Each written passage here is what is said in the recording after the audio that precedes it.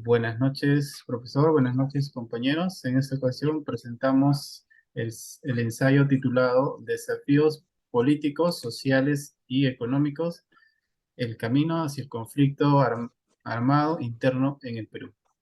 Como integrantes del grupo tenemos a Ruth Noa Portillo, a Lucy Casaño Alzápalo, Lisette Silvera Chuyo, Richard Chipayo Juárez y Maritza Aldana Martínez, ¿no? Y mi persona que es Isacio Robinson Charles. Eh, bueno, en la siguiente lámina podemos observar el conflicto generado por las marchas, por la crisis política, ¿no?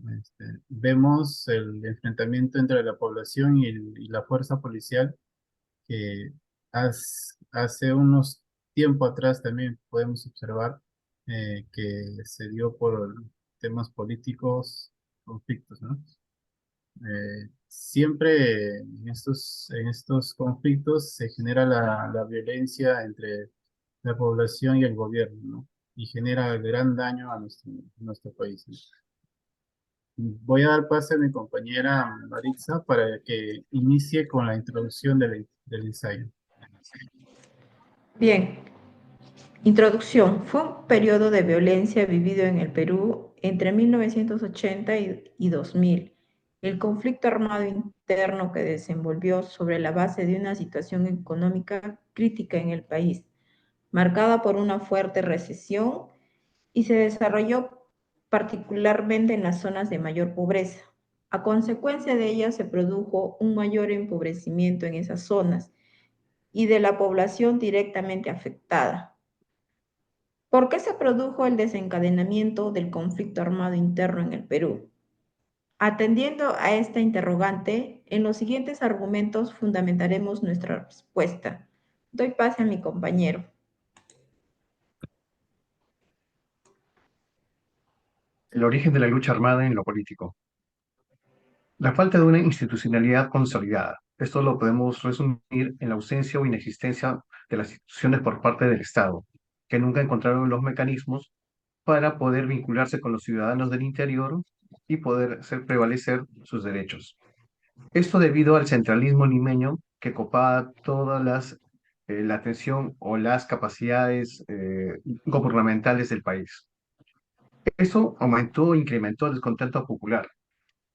Esto propició que aparecieran grupos subversivos armados, tales como Sendero Luminoso y el MRTA. Otro punto también podemos mencionar es Alan García y su experimento pseudo-nacionalista. ¿Por qué pseudo-nacionalista? Porque buscó promover e incrementar los factores productivos del país, hacer que los capitales nacionales no se fueran al extranjero si reinvirtieran en la economía peruana. Otro punto es también las luchas ideológicas. Ya hablamos del pseudo-nacionalismo pregonado por Alan García, hablamos también ya del marxismo radical, tanto por Sendero Luminoso y el MRTA, y también podemos hablar del liberalismo, estos auspiciados por organismos internacionales como el Fondo Monetario Internacional, el Banco Interamericano de Desarrollo y el Banco Mundial, quienes velaban por los intereses anglosajones. Obviamente tenían contratos con el Estado muy ventajosos a espaldas de la población peruana. Doy paso a mi siguiente compañero. Bien, en segundo lugar, en cuanto al aspecto social, el conflicto armado interno se dio entre el Estado y el grupo armado Sendero Luminoso, que surgió en la década de 1980.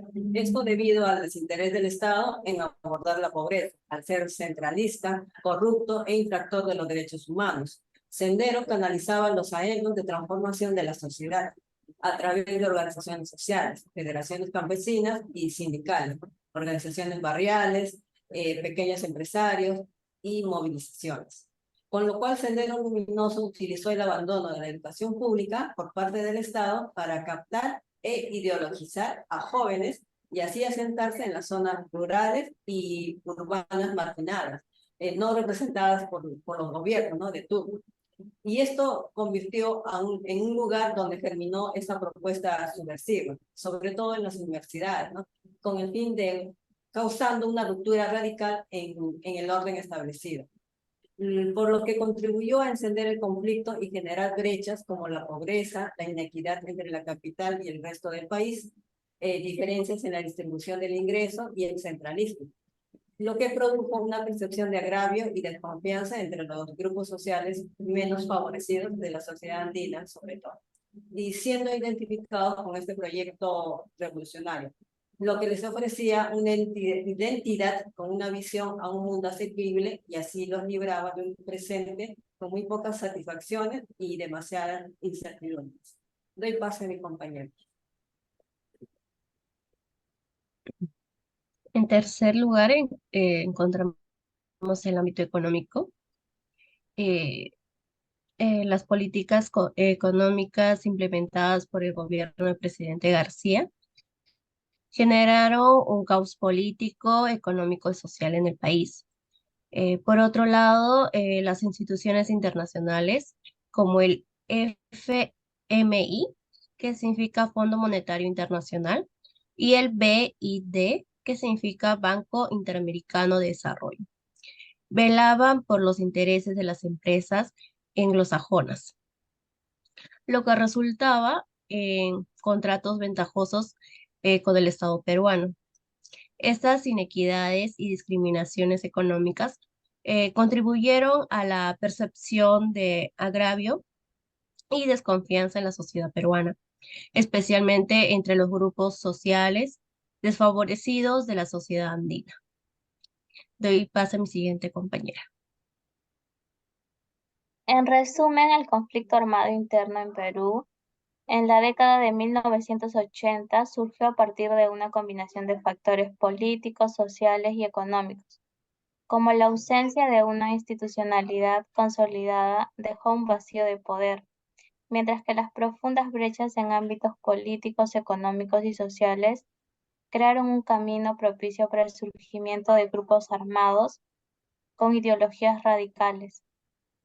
La lucha ideológica entre corrientes como el pseudonacionalismo, el comunismo radical y el liberalismo segmentó la crisis social, lo que llevó al país a un estado de desgobierno. Un estado de desgobierno se refiere a la falta de una administración efectiva y coherente, donde la debilidad institucional y la inestabilidad económica política están presentes.